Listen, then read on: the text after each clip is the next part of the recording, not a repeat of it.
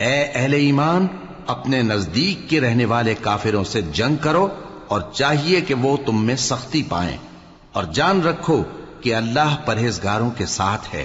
اور جب کوئی سورت نازل ہوتی ہے تو بعض منافق پوچھتے ہیں کہ اس سورت نے تم میں سے کس کا ایمان زیادہ کیا ہے؟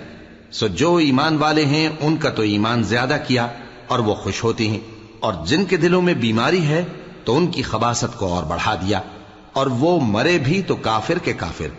کیا یہ دیکھتے نہیں کہ یہ ہر سال 1 یا 2 بار بلا میں پھنسا دیے جاتے ہیں، پھر بھی توبہ نہیں کرتے اور نہ نصیحت حاصل کرتے ہیں؟ اور جب کوئی سورت نازل ہوتی ہے تو ایک دوسرے کی طرف دیکھنے لگتے ہیں اور پوچھتے ہیں کہ بھلا تمہیں کوئی دیکھتا ہے؟ پھر پیٹ پھیر جاتے ہیں۔ اللہ نے ان کے دلوں کو پھیر رکھا ہے، کیونکہ یہ ایسے لوگ ہیں کہ سمجھ سے کام نہیں لیتے۔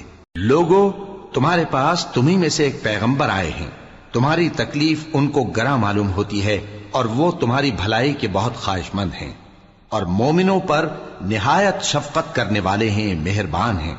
سو اگر یہ لوگ پھر جائیں اور نہ مانیں تو کہہ دو کہ اللہ مجھے کفایت کرتا ہے، اس کے سوا کوئی معبود نہیں، اسی پر میرا بھروسہ ہے اور وہی عرش عظیم کا مالک ہے۔